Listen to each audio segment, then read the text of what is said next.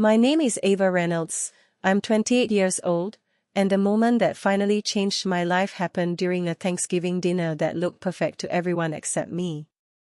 My mother, Margaret Reynolds, stood at the head of the long dining table passing out gifts like a game show host handing out prizes. The room smelled like roasted turkey, cinnamon candles, and the expensive wine my father insisted on opening only during holidays. Everyone looked excited. My younger sister Sophie received a velvet jewelry box. My father Thomas got a brand new designer watch. My aunt Carolyn Blake received a luxury spa voucher. My cousin got 2 VIP concert tickets. Even my mother's neighbor's teenage son, who had only stopped by to drop off a pie, left with a gift bag and a wide smile. Everyone had something. Except me. I sat there quietly, waiting. Not expecting something expensive. Just something. A card maybe. A small box. Anything that said I mattered. But instead of reaching for a gift, my mother looked straight past me and calmly grabbed the gravy boat. Then she said something that made the entire room freeze. "Oh please," she said casually, "be grateful you can sit here." My Aunt Carolyn laughed immediately. "Honestly," she added with a grin, "be glad we still remember your name." The table erupted in laughter. Folks paused in midair. Someone slapped the table. My cousin nearly spilled his drink. I felt every eye on me, waiting for my reaction. But I didn't cry. I didn't yell. I didn't even leave. Instead, I slowly folded my napkin, placed it beside my plate, and looked around the table like I was seeing these people clearly for the very first time. Then I said quietly, "Oh, good to know." That should have been the end of it. But moments like that never actually start on holidays. They explode there. The truth is, humiliation like that begins years earlier in smaller rooms with smaller insults. It begins with tiny moments that slowly teach one person in the family a painful lesson: you are useful. But you are not precious. In my family, I wasn't the daughter who got celebrated. I was the daughter who got assigned. Sophie got praise. I got responsibility. Sophie got told she was special. I got told I was capable. When I was 16 and won a statewide design scholarship, my mother skipped the ceremony because Sophie had a choir solo. When I was 22 and landed my first major lighting design project restoring a historic theater lobby, my father congratulated me by asking if I could help fix the lighting plan for the family's charity event. "You're better at this stuff than we are," he had said. That became the pattern. Every December my mother and Aunt Carolyn organized the Reynolds Blake Holiday House Tour, a fancy charity event in our hometown outside Philadelphia. People called it a beloved family tradition. What nobody realized was that I was the one who made the entire thing work. I designed the event website. I created the sponsor packets. I built the donor database. I handled vendor contracts. I designed the lighting displays. I fixed the payment systems when they broke. Meanwhile, my mother stood in front of cameras wearing a red coat, smiling proudly while talking about family generosity. Thanksgiving night was simply the first time they forgot to pretend I mattered while I was standing in the room. 2 days later, I saw something online that made everything worse. My mother had posted a photo of the Thanksgiving dinner table on Facebook. Perfect lighting. Perfect smiles. Her caption read, "Nothing matters more than having my children home." But I wasn't in the photo. Not cropped. Not hidden. Just gone. And that's when I realized something I had ignored for years. In my family story, I wasn't a daughter. I was a background worker. And for the first time in my life, I started asking a dangerous question. Was I actually loved? Or was I simply the easiest person to use? 2 days after Thanksgiving, I was sitting alone in my Philadelphia apartment when I saw my mother's Facebook post. The picture looked perfect. Soft candlelight glowing across the dinner table. Everyone smiling warmly at the camera. My father raising his glass. My sister Sophie leaning against my mother's shoulder. It looked like the kind of photo families frame and hang on the wall. The caption read, "Nothing matters more than having my children home for the holidays." I stared at the photo for a long time. Because I wasn't in it. Not accidentally cropped out. Not hidden behind someone. Just missing. It was as if I had never been there at all. For a moment I wondered if maybe I had simply stepped away when the photo was taken. But then I noticed something else. My cousin had posted a short Instagram story that night from the far end of the table. The video was only 12 seconds long. The camera was shaky, and half the frame was blocked by a wine glass. But the audio was crystal clear. My mother's voice saying calmly, "Be grateful you can sit here." Then Aunt Carolyn laughing. Then my quiet reply. "Oh, good to know." The clip ended there. My cousin deleted it by the next morning. But it didn't matter. Because I had already saved it. I sat on my couch staring at my laptop screen while the silence in my apartment felt heavier than usual. And for the first time in years, I asked myself a question I had always avoided. Was I actually loved by my family, or was I just useful to them? Once that question settled in my chest, everything else started making sense. All the favors. All the responsibilities. All the moments when I had been praised not for who I was, but for what I could do. So I called my best friend. Jordan Hayes. Jordan had known me since college, back when we were both broke design students surviving on cheap coffee and instant noodles. He answered on the second ring. "You sound weird," he said immediately. What happened? Normally when I talked about my family, I softened the story. I defended them. I explained their behavior. But this time I didn't. I told him everything. The Thanksgiving dinner. The comment. The laughter. The missing gift. The Facebook post. The video clip. When I finished speaking, Jordan was quiet for a few seconds. Then he said something that completely changed how I looked at the situation. "Ava, people like that don't panic when they hurt you." I frowned. "What do you mean?" "They panic," he continued calmly, "when they lose access to you." I sat there thinking about that sentence for a long time. Because suddenly I realized something important. My family had never worried about hurting me. They only worried when something stopped working for them. And in that moment, I made a decision. Not an emotional decision. A deliberate one. I opened my laptop and began reviewing every file connected to the Reynolds Blake Holiday House Tour, the charity event my mother and Aunt Carolyn ran every December. For years I had handled most of the technical work behind the scenes. I designed the event website. I managed the donor database.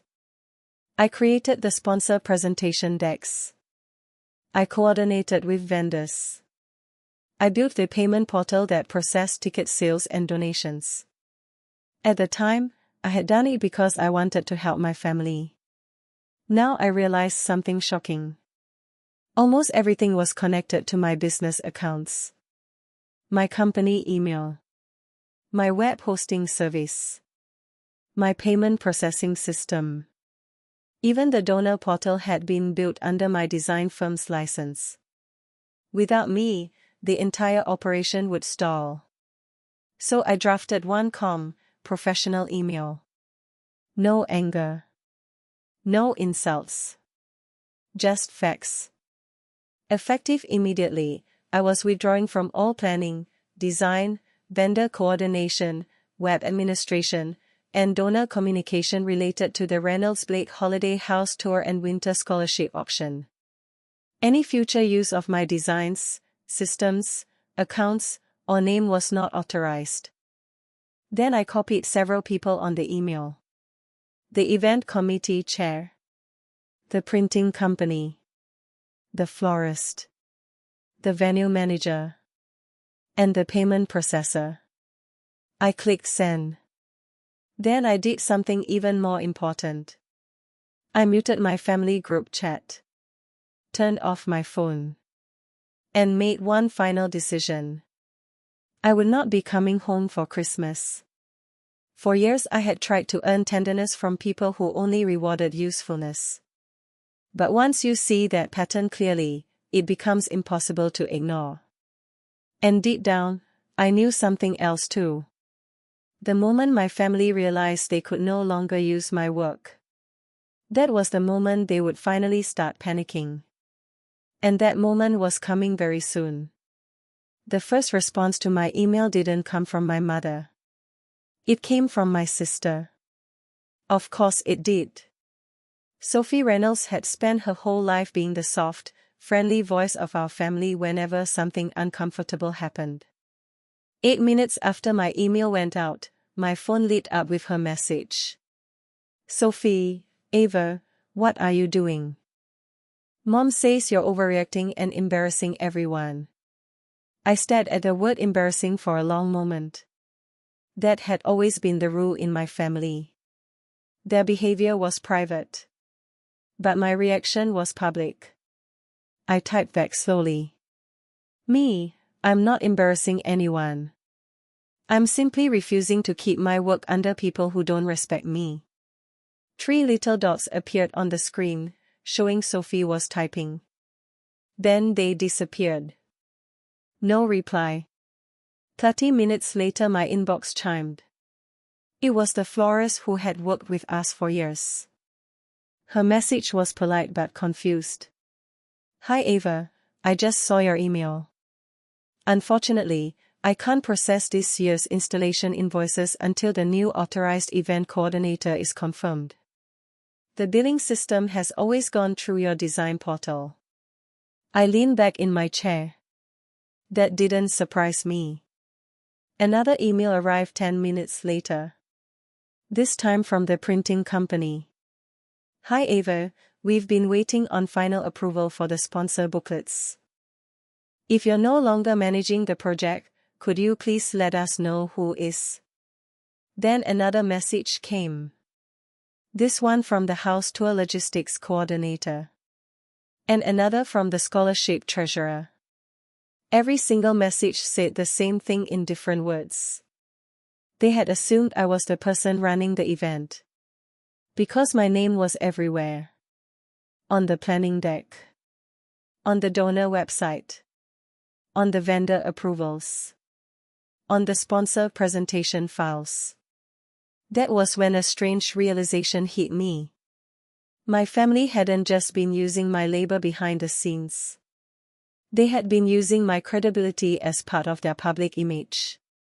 People trusted the event because they thought I was managing it professionally. Meanwhile, my mother was telling everyone that my role this year was minimal. I almost laughed. Around 6 that evening, my best friend Jordan Hayes knocked on my apartment door carrying 2 bags of Thai takeout and a yellow legal pad. That was Jordan. When things went wrong in life, he didn't just offer sympathy. He brought food and practical thinking. We sat cross-legged on the living room floor while cartons of noodles and curry slowly cooled beside us. So, he said, opening the legal pad. Let's look at the paperwork. Jordan worked in municipal records and had spent years dealing with non-profit filings. If something in an organization looked strange, he usually spotted it quickly. I opened all event folders on my laptop. Vendor contracts. Budget summaries. Expense reports.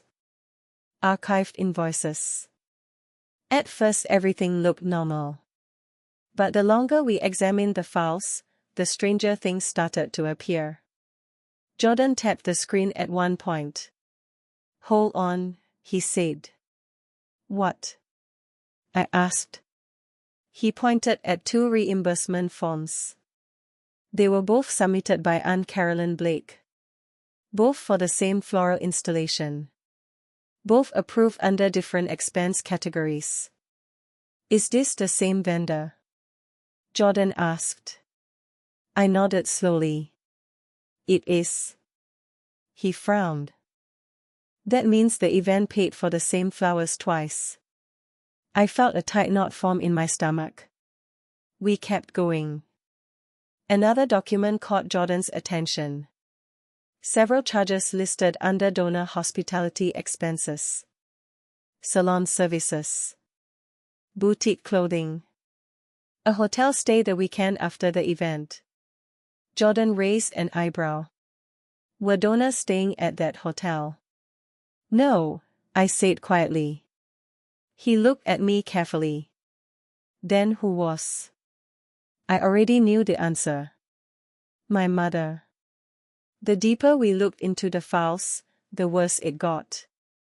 Not massive fraud. But sloppy, questionable spending that absolutely should not appear in a charity scholarship fund. Then we found something that made my chest tighten. One of my lighting designs. A concept I had created for a restored carriage house display 2 years earlier. But in the sponsor presentation deck, the design was credited to Carolyn Blake. Jordan leaned closer. "There's a note in the margin." I zoomed in on the PDF comment. It was written by Carolyn herself. "Don't mention Ava unless they ask. Keep it simpler." For a few seconds neither of us spoke. Finally Jordan said quietly, "They didn't just use your work. They erase you." I closed my laptop slowly. And in that moment I realized something important. My family hadn't simply taken advantage of my effort. They had built an entire reputation using my skills while pretending I barely existed. And now that I had stepped away, that reputation was starting to crack. Which meant something else was coming. Because people like my mother and aunt didn't respond to problems by reflecting. They responded by trying to control the story. And sooner or later, they were going to try to control me too. The next morning I did something important. Before my family could spin the story their way, I decided to handle things professionally. I opened my laptop and wrote a direct email to the event committee chair, a woman named Eleanor Whitman. Eleanor had always been polite with me, but we had never spoken much outside of the charity event planning meetings. My message was simple and calm. I explained that I was stepping away from all involvement in the Reynolds Blake Holiday House Tour and Winter Scholarship Auction. I asked that my name be removed from all event materials, planning documents, and promotional content immediately. I also attached a list of the systems and accounts connected to my design company, along with a transition summary so the committee would know exactly what needed to be replaced. No accusations. No complaints. Just professional boundaries. I pressed send. 12 minutes later, Eleanor replied. Her response was short. "Ava, I'm surprised. Margaret mentioned that your role this year was minimal." I actually laughed out loud when I read that sentence. Minimal. Apparently running the website, managing vendors, designing the displays, handling the donor portal, and overseeing operations counted as minimal involvement in my mother's version of reality. But the phone calls started soon after that. First my mother called. Then my father. Then Sophie. Then 2 family friends who had absolutely no reason to contact me about any of this. I didn't answer any of them. By late afternoon my voicemail inbox was full. But the most interesting message came from Aunt Carolyn. Her voice sounded sharp and annoyed. "Ava, You need to stop this little stunt before people get the wrong idea. The wrong idea. Not the truth. Just the wrong idea. I played that message twice before deleting it. For the first time in my life, I decided I wasn't going to protect them anymore. So I started removing my systems from the event. First, I revoked my payment processor access from the ticketing page. Then I removed the event's permissions from my design platform. Next, I transferred archive files from the shared planning drive into a private backup folder attached to my company account. Everything I removed was legally mine. And everything I left behind was something they could replace. But it wouldn't be easy. Finally, I opened the Reynolds family group chat for the first time since Thanksgiving. Messages had been flooding in for hours. My mother, call me immediately. Sophie, Ava, please answer Mom. My father, this situation needs to be handled privately. I typed one final message. Since I should be grateful just to sit at the table, I assume you won't need the daughter whose labor built your event. Please direct all future questions to someone you actually value. Then I muted the chat permanently. No insults. No yelling. Just the truth. And the truth, it turns out, is a lot louder than people expect when they've spent years relying on your silence. By Monday morning, things had escalated. My mother had sent 6 messages before 9 a.m. The first said, "Call me. This has gone too far." The second said, "People are asking questions." The third said, "Why are you punishing the whole family over a holiday misunderstanding?" Misunderstanding. As if I had somehow imagined an entire room laughing at me. By noon, I finally understood what was really happening. The event was starting to collapse in public. The donor page had been temporarily disabled because the payment processor no longer matched the authorized manager. A sponsor had emailed asking who was overseeing production. Someone on the committee noticed something strange. The printed event materials listed me as the lead design and operations coordinator. Meanwhile, my mother had been telling people I was barely involved. Contradictions like that tend to make polite community members extremely curious. Later that afternoon, my phone rang again. This time it was my father calling through video chat. Against my better judgment, I answered. He wasn't at home. He was standing inside one of the decorated homes that would normally be featured on the holiday tour. Behind him I could see ladders, half-finished garlands, and workers hanging lights. My father looked tired. But not sorry. "Ava," he said carefully, trying to sound calm, "your mother is beside herself.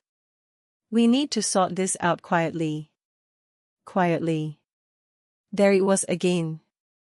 Not fairly. Not honestly. Just quietly. So I asked him one simple question. "Has anyone apologized to me for Thanksgiving?" My father blinked. Behind him I could hear Aunt Carolyn snapping instructions at someone about the centerpieces. He lowered his eyes and said something that told me everything I needed to know. "That's not the point right now." And in that moment I realized something painful. He was right. To them, my feelings had never been the point. The event. The reputation. The family image. Those were the only things that mattered. So I said quietly, "Then I'm not the point either." And before he could respond, I ended the call. What I didn't know yet was that the situation was about to get much worse. Because small towns have a funny way of turning deleted things into shared things. And the 12-second Thanksgiving video clip was about to start circulating. I didn't post the Thanksgiving clip. I didn't send it to anyone. I didn't upload it or leak it online. But small towns have a strange way of turning deleted things into circulating things. Especially when the people in the video spend most of the year presenting themselves as warm, generous pillars of the community. By Tuesday afternoon, my best friend Jordan Hayes texted me 3 screenshots. They were taken from Facebook comments under my mother's event promotion post. One person wrote, "Wait, wasn't there a video where Margaret told her daughter to be grateful just to sit at the table?" Another comment said, "Is the Reynolds family having some kind of issue? I thought Ava ran most of this event." A third person asked something even more uncomfortable: if Ava stepped away, who is actually managing the scholarship money? I stared at the screenshots for a long time. The questions weren't angry. They were polite. But polite curiosity can destroy reputations faster than direct accusations.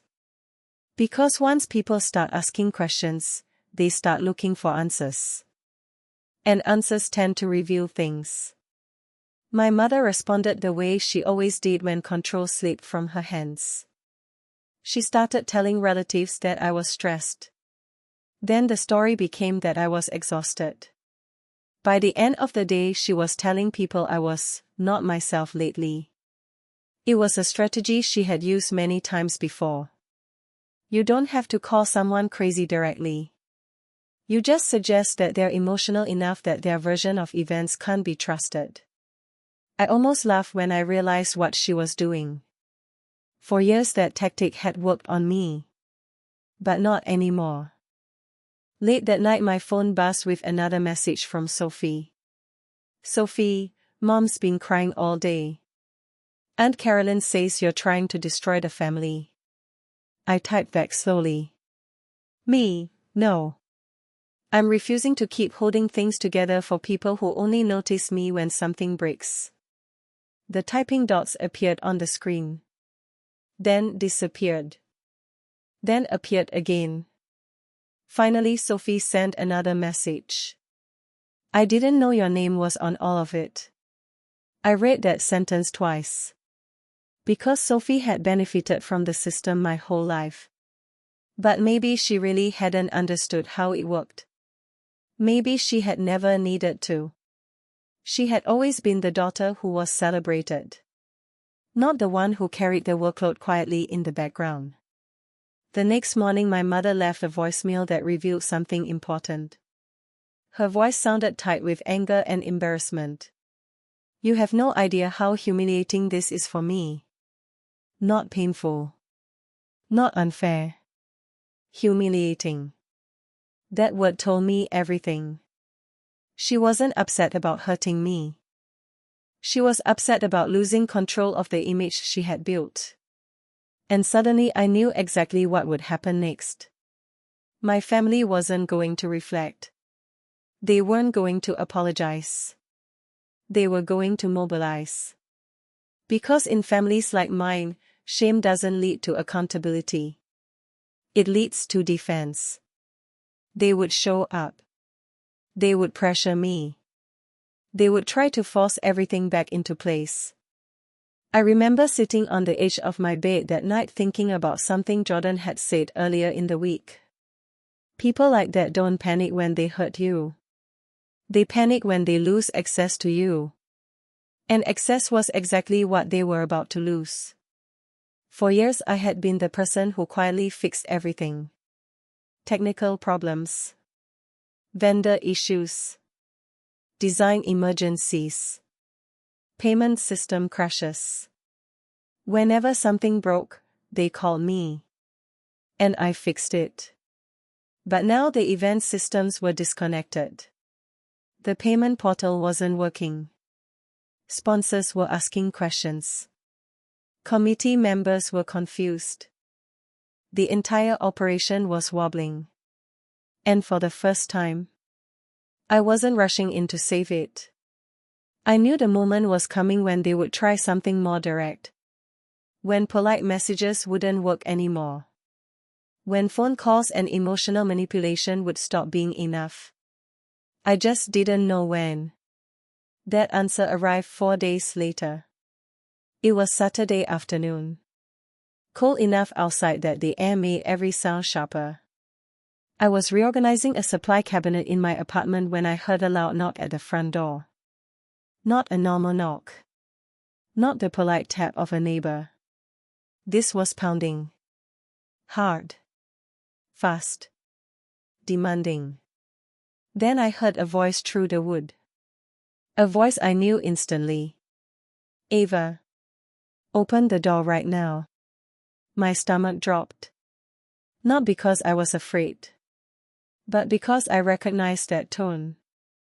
I walked slowly to the door and looked through the peephole. And there they were. All four of them. My mother Margaret Reynolds standing in a camel-colored coat. My father Thomas holding a banker's box full of paperwork. My sister Sophie, pale and tense. And Aunt Carolyn Blake standing slightly behind them with her arms crossed. They had driven 90 minutes to Philadelphia. Not to apologize. Not to understand. But because something had finally gone wrong. And they needed me to fix it. I stood there for a moment, staring through the peephole at the four people on my doorstep. My mother Margaret Reynolds was the one pounding on the door.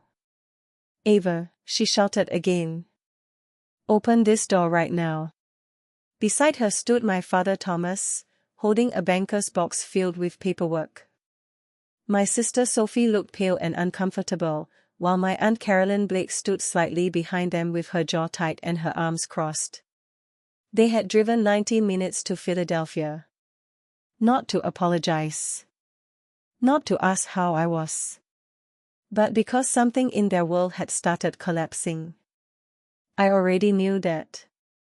I opened the door slowly, leaving the security chain locked.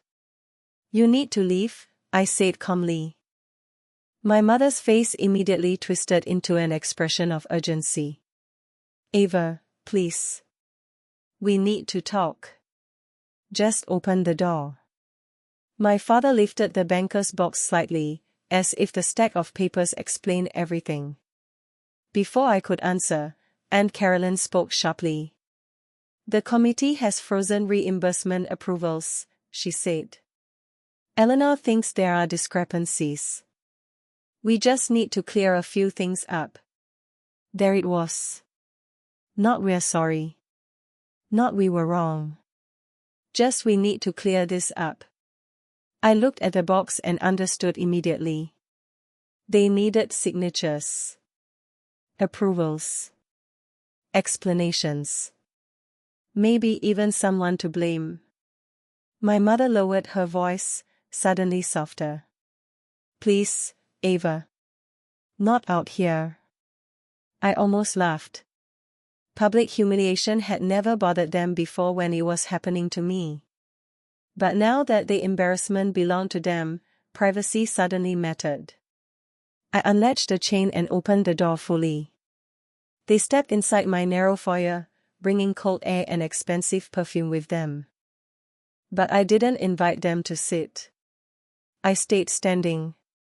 They filled the room with the same assumption they had always carried, that eventually I would fix whatever was broken. Aunt Carolyn spoke first once the door closed. This ridiculous boundary stunt of yours has already damaged the auction, she snapped. Donors are nervous, the committee is suspicious, and people are gossiping because of that stupid clip. I folded my arms. Interesting, I said calmly, that you think my boundary is the problem and not what was actually said. My mother stepped forward quickly. I was joking, she insisted. No, I replied quietly. You were telling the truth in public. Sophie flinched at that. My father placed the banker's box on the small console table and opened it. Inside were budgets, reimbursement forms, vendor contracts, and sponsor letters. We just need you to explain that you were still overseeing the transition, he said carefully. And that those expense issues are administrative mistakes. Then he added something that revealed the entire situation. Eleanor trusts you. Not us. You. The entire family system was hidden inside that one sentence. They had come to my door because the only person people trusted in their operation was me. My mother tried again, her voice trembling now. Please don't do this to us right before Christmas. I looked at all of them carefully. For years I had mistaken the shaking in my body before confronting them as weakness. But this time the shaking felt different. This time it felt like a door closing. You didn't come here to talk about Thanksgiving, I said slowly. You came because your event is collapsing and you want me to crawl back under it and hold up the floor again.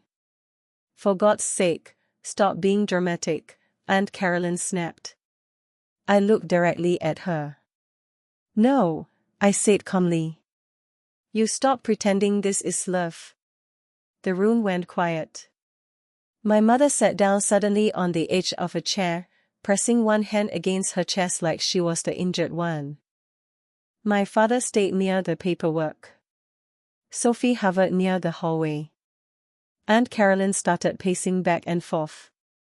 My father slid 3 forms toward me. If you sign these, he said, we can release the vendor approvals and get things moving again. Then we can deal with the family stuff later. There it was again. Fix the public problem first. Deal with the feelings later. I pushed the papers back across the table. No. My mother's voice sharpened instantly. Ava, you are not destroying a scholarship fund because you're upset over a joke. I met her eyes. I'm not destroying anything, I said quietly. I stepped away from something built on lies. Lies. Aunt Carolyn scoffed. Don't flatter yourself. You were just helping the family like everyone else. I turned toward her slowly. Should I start with the duplicate floral reimbursements from last year, I asked, or the donor hospitality charges that paid for your hotel and spa weekend? The room went completely still. Sophie looked at Carolyn so quickly that her earring clicked against her coat collar. My aunt's face lost color.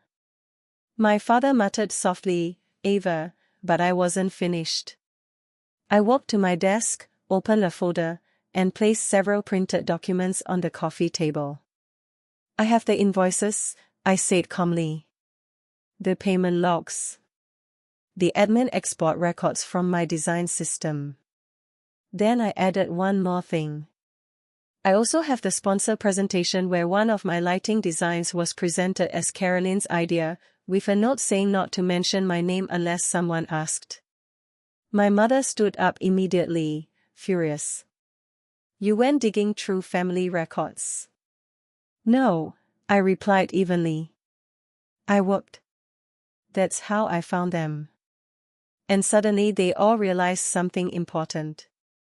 For the first time in my life, I wasn't protecting them anymore. For a few seconds after I placed the documents on the table, nobody spoke. The silence felt heavy.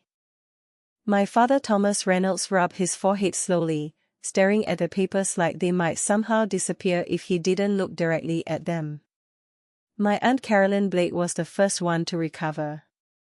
Like most bullies, when she realized the facts were not on her side, she switched to contempt. Everyone shifts expenses at events, she said sharply. That's how things work. Not at scholarship charities, I replied calmly. And not under my name. My father exhaled slowly. Nothing criminal happened, he muttered. I looked directly at him. You knew. His silence answered before his words did. My mother immediately jumped in. Mark only knew there were some messy reimbursements, she said defensively. My sister Sophie looked from one parent to the other in shock. You told me Ava barely had anything to do with this year's event, she said quietly. My mother didn't answer. And in that moment I saw the entire structure of our family clearly.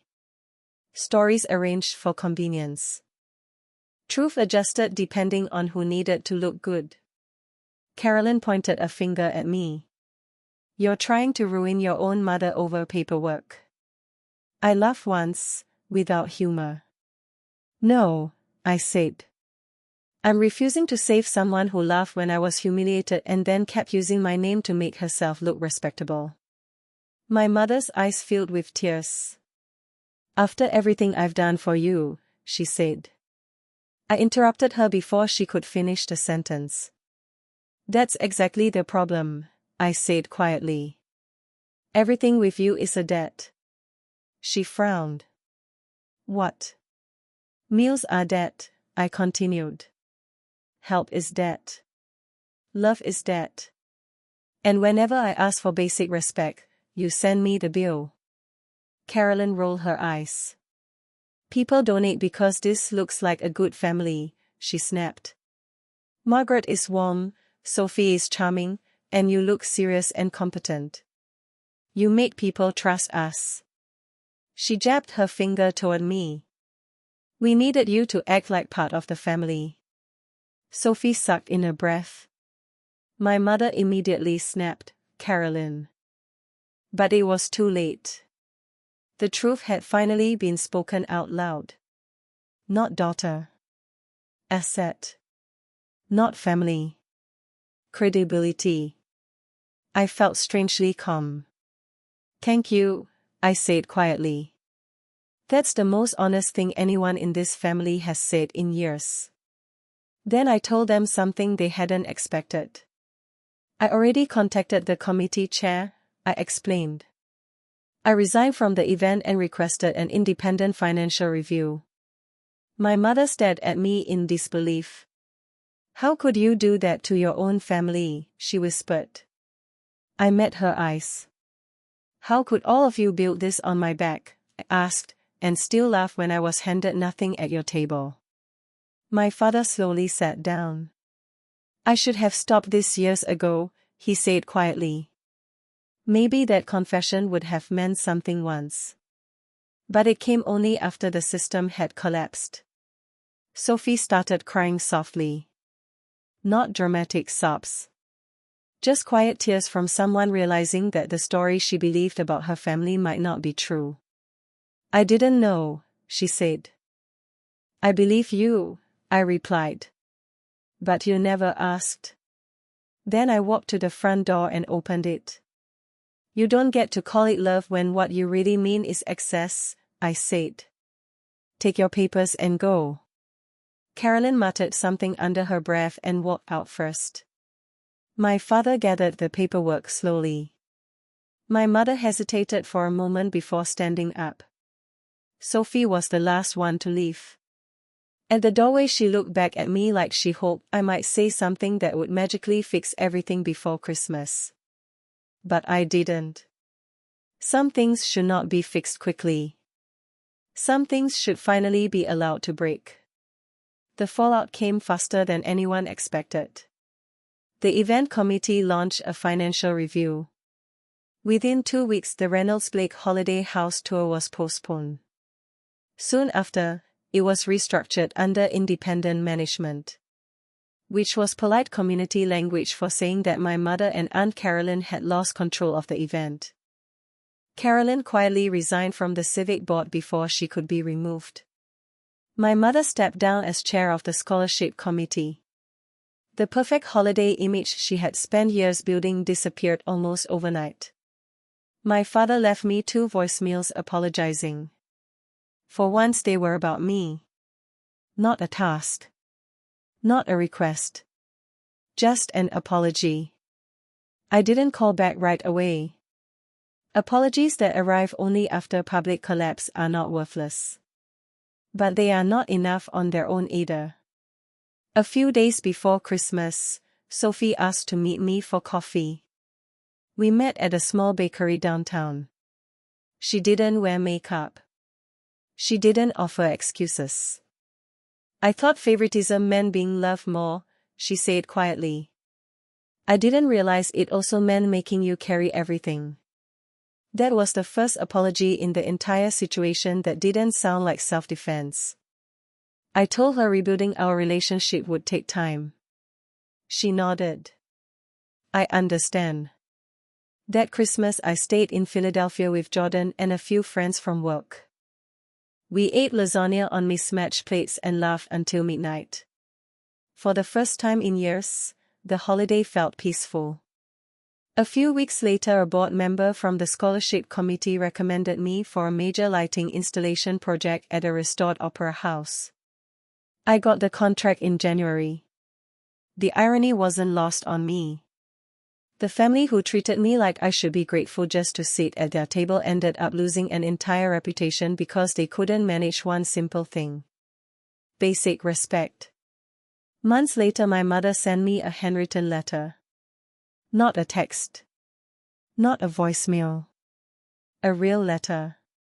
She admitted that she had loved being admired more than she had loved being honest. She didn't ask for forgiveness. She only said she understood if I never trusted her the same way again. I haven't decided yet what role she will have in my life. Because boundaries are not revenge. They are maintenance for self-respect. But I did learn something important.